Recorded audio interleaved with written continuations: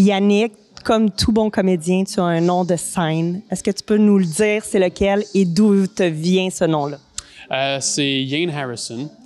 La raison pourquoi j'ai choisi ce nom-là, c'est très stupide. C'est juste parce que quand j'étais au secondaire, on était en profil hockey, puis les petits gars de hockey, on s'appelait tous par des noms anglophones.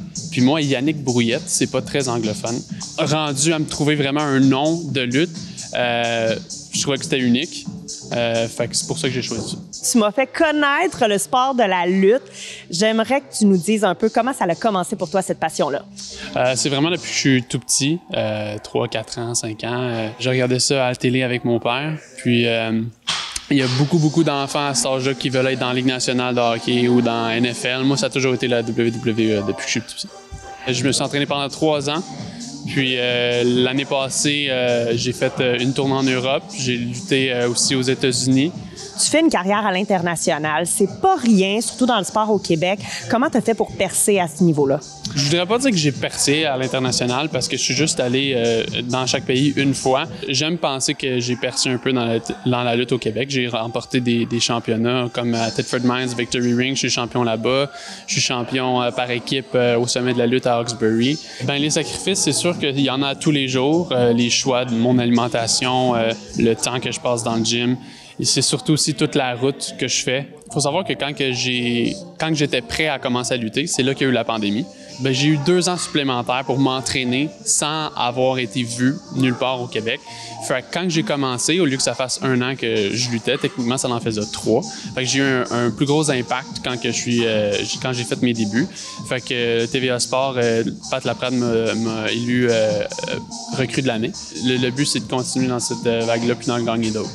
Et justement, quels sont les prochains événements? T'en as un tout près là, en fin de semaine. Dans le fond, j'ai plusieurs spectacles à toutes les fins de semaine, y compris dans la région à Sainte-Thérèse ce samedi à la NCW.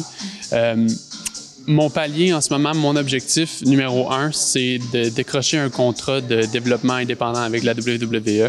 Ce que ça me donnerait, ça serait du support, de la formation, puis un peu la WWE qui m'étampe son logo puis son nom sur moi. Puis ça peut mener à un contrat plus tard. Fait que c'est ça en ce moment que mon objectif numéro 1 que je travaille. Et justement, quand on parle de spectacle, on en parle d'un en particulier. Tu as été sur la plateforme Netflix pour justement un des shows. Est-ce que tu peux nous en dire davantage sur ton expérience puis aussi sur le spectacle en général? Dans le fond, il y avait 38 000 personnes, puis c'était streamé en live sur Netflix devant la planète. Moi, j'étais là dans un rôle d'extra. C'est quand les lutteurs ont besoin d'ambulanciers ou d'acteurs de faux de médecins ou des choses comme ça, ou des comédiens. Moi, j'étais agent de sécurité pour cette fois-là. Mon rôle était de séparer 2 lutteurs. J'ai écopé de la prise de finition de mon idole d'enfance en plein milieu du ring devant des millions de personnes. Fait que ça s'est vraiment passé. Ça a vraiment dépassé mes attentes. Pour d'autres jeunes qui nous écoutent ou qui aiment ce sport, comment est-ce qu'on réussit justement à avoir une ouverture à ce niveau-là? Est-ce que tu avais un contact ou comment ça s'est déroulé pour que tu aies ce contrat-là?